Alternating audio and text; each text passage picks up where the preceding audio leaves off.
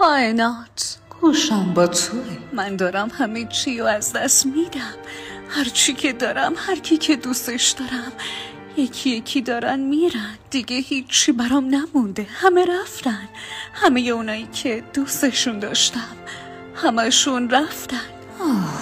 گوش کن، تو نمیتونی همه چی رو با هم داشته باشی. نمیتونی هم توی گذشته باشی هم آینده‌ای داشته باشی. نمیتونی هم پرواز کنی و هم وزنه هایی رو که به پاهات بستی نگه داری. نمیتونی هم به چیزای کهنه بچسبی و هم رهایی و آزادی رو تجربه کنی. هر چیزی تو این دنیا یه بهایی داره. نمیتونی چیزی رو به دست بیاری و انتظار داشته باشی که چیزی رو از دست ندی. زندگی توازن میخواد. اگر چیزی میخوای باید در قبالش چیزی رو از دست بدی. باید بهاشو بدی. آخه من دارم بهای چی رو میدم؟ بهای چیزی که روحت بهش نیاز داره. اون به چی نیاز داره؟ اون به رشد، به تکامل، به حرکت نیاز داره.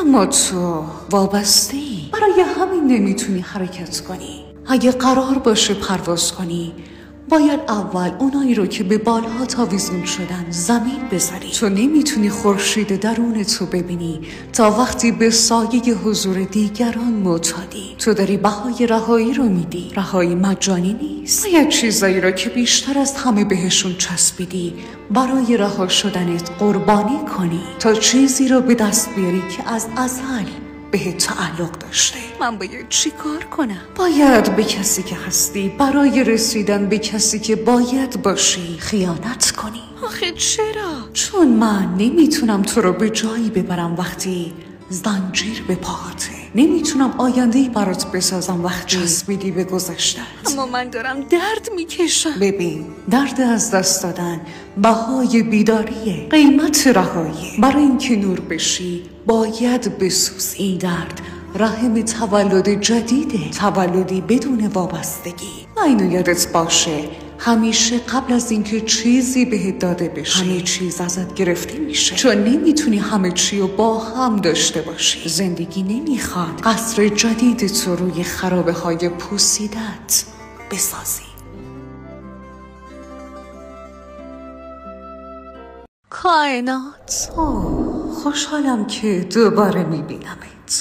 منم از دیدنت خوشحالم. اما خوشحال به نظر نمیرسی. بگو ببینم چی شده. راستش من همه تلاشمو کردم اما هنوز نتونستی که از گذشتت دل بکنی. من دلم خیلی تنگ شد برای اون لحظه ها، برای همه اون آدما، برای اون حسی که باهاشون داشتم.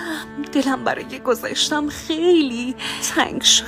انگار یه قسمتی از من هنوز اونجاست. من نمیتونم فراموش کنم. میخوام که برگردم. خب همونطور که قبلا بهت گفتم تو هر وقت که بخوای میتونی برگردی.